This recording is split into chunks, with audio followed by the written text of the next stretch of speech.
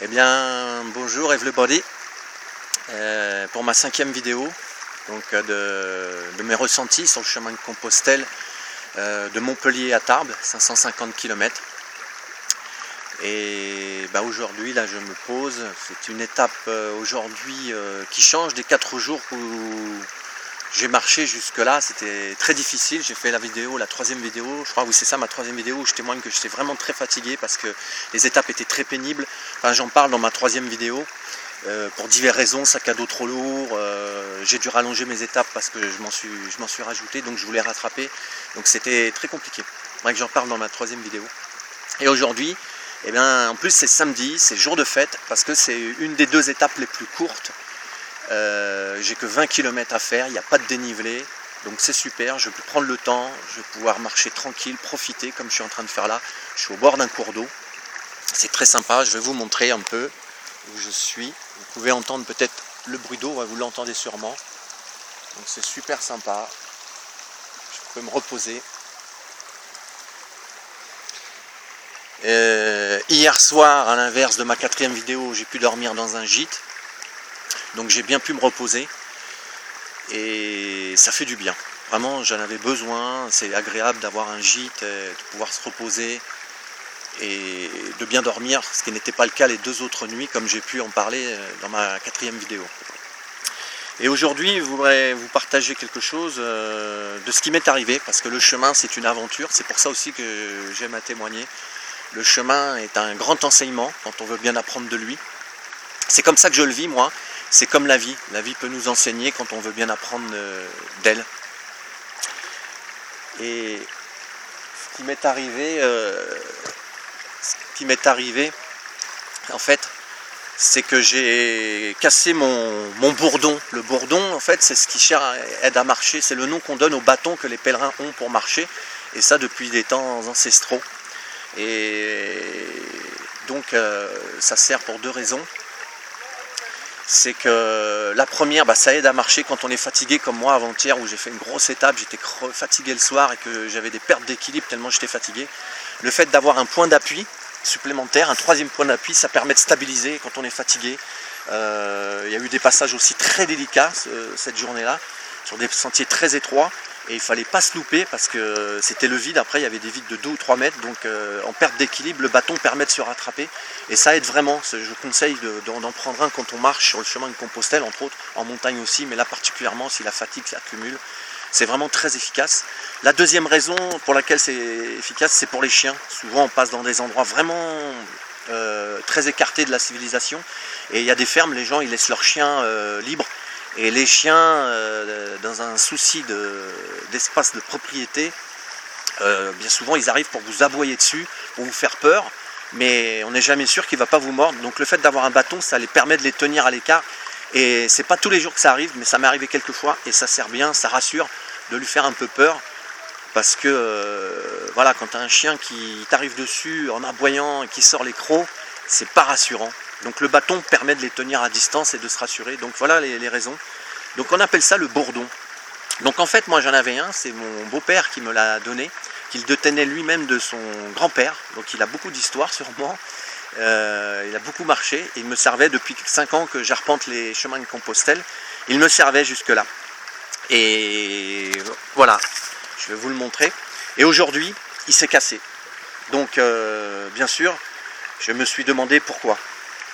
Donc voilà, il est cassé, comme vous pouvez le voir, il s'est cassé.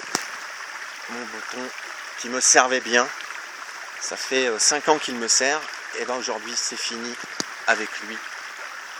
Et donc quand je l'ai cassé, il s'est passé que je suis arrivé à une intersection, et il y avait des branches d'arbres qui recouvraient le signe qui indique dans quel sens il faut continuer le chemin. Pour les pèlerins, ça sert beaucoup, c'est ce qui nous indique le bon chemin, qu'on est sur le bon chemin. Mais des fois la végétation recouvre ce signe, et il est très difficile de le voir. Donc quand on est un vrai pèlerin, on essaye de faire attention, ce que j'ai fait, de nettoyer la végétation pour que le signe soit visible pour ceux qui arrivent derrière et qui trouvent le signe plus facilement, parce que moi il a été difficile à trouver, et comme j'étais à une intersection de 3 chemins, je ne savais pas par où aller. Et donc j'ai pris mon bâton et j'ai tapé sur les branches pour les casser, pour que le signe redevienne plus visible de loin. Et mon bâton s'est cassé là, pourtant la branche n'était pas grosse. Et donc je me suis posé la question, qu'est-ce que ça vient me dire que mon bâton se casse là alors que j'étais dans une bonne action pour servir les pèlerins qui arriveraient derrière moi, mais mon bâton s'est cassé. Donc je me suis dit, le chemin là, il est en train de te transmettre un enseignement. Et qu'est-ce que ça vient dire?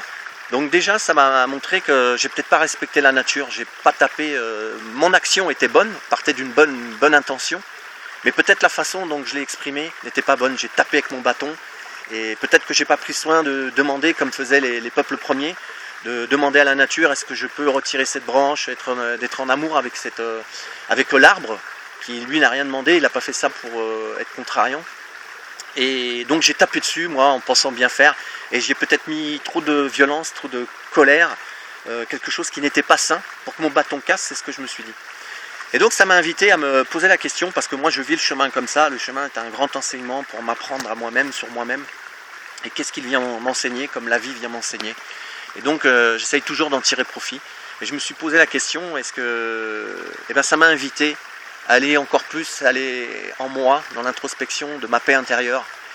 Peut-être que j'étais parti d'une bonne action, et peut-être que je n'ai pas été assez en amour avec cet arbre et avec la végétation, et avec Pachamama, la terre nature, qui nous offre toute cette abondance. C'est ce que ça m'a enseigné, et ça m'a invité donc à aller être encore plus en paix avec moi, pour que ce bâton casse. Voilà l'enseignement que j'en ai retiré. Donc être encore plus en douceur aussi avec moi-même, parce que être en douceur avec l'extérieur, c'est être en douceur avec soi-même, et être en douceur avec soi-même fera que je serai en douceur avec l'extérieur. J'ai fait déjà un gros chemin par rapport à ça, mais je vois que la vie m'invite à continuer à faire ce chemin, et je suis tout à fait favorable à ça, parce que depuis que je fais ce chemin de paix intérieure, franchement, c'est plus agréable à vivre que quand j'étais en souffrance et en rébellion, en révolte, à vouloir tout solutionner par la violence, que je croyais juste par moment, mais c'est pas la solution. Des grands mentors comme Nelson Mandela et Gandhi nous l'ont enseigné. Voilà, Ahimsa, la non-violence, Ahimsa, le porteur. Donc voilà l'enseignement de la journée. Donc du coup j'ai perdu mon bâton, donc j'ai demandé à la vie de m'en proposer un autre, parce que là il est trop court. J'avais une affection pour ce bâton, parce que depuis 5 ans il me porte, c'était le cas de le dire. Mais voilà, il va falloir que je fasse le lâcher prise avec. Donc je vais l'abandonner quelque part, je pense à la fin du chemin, je ferai une vidéo aussi pour ça. Donc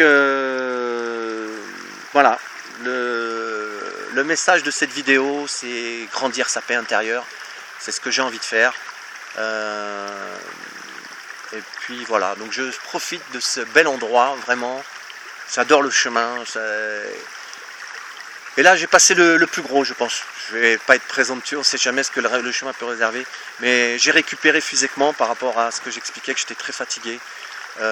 J'ai changé, je pense que je vais moins dormir dehors, parce que comme je l'expliquais sur ma 4e vidéo, celle juste avant, où c'est trop épuisant de dormir dehors, et c'est vraiment pas ce qui me convient. J'ai envie de prendre soin de moi, et donc d'être en amour de moi-même. Et donc je vais prendre soin, et je vais veiller à dormir un peu plus souvent, en gîte, me débrouiller, et je vais voir m'arranger. Pour que ce soit plus agréable, parce que ça me dérangeait, ça ne me mettait pas en tranquillité par rapport au chemin comme je marchais. Aujourd'hui ça va être royal, parce que je n'ai que 20 km à faire, il fait beau, je vais border un lac, il y a un lac un peu plus loin, je sais, je vais pouvoir m'y baigner, ça va être agréable, et je referai peut-être une vidéo, parce que j'ai cogité sur quelque chose que je voulais vous partager aussi. Ce sera le sujet de la prochaine vidéo. La bienveillance fraternelle, ça m'a questionné aussi ça. Donc je vais vous partager ça. Je suis vraiment content de partager ça, je deviens de plus en plus à l'aise à parler. Au début c'était difficile, vous allez peut-être vous remarquer. Ça reste toujours primaire et comment dire non professionnel, mais c'est comme ça que je le vis, je le fais sur le spontané, avec le cœur. Donc l'enseignement de la journée, voilà, c'est ça, entre autres, ce bâton qui a cassé, et qui m'invite à plus de paix intérieure et du respect de la nature, voilà, pas casser ses branches. Je pense que maintenant je le referai, mais déjà je demanderai l'autorisation, comme faisaient les peuples premiers, de le faire plus en douceur et d'écarter les branches, voilà, de manière plus douce. Et c'est une façon aussi d'être plus doux avec moi-même. Voilà. Je vous embrasse, je vous envoie mes meilleures pensées, et comme d'hab, Bis du cœur, je vous aime. À bientôt. Hop là. Oh, pas évident. Non, ça marche encore.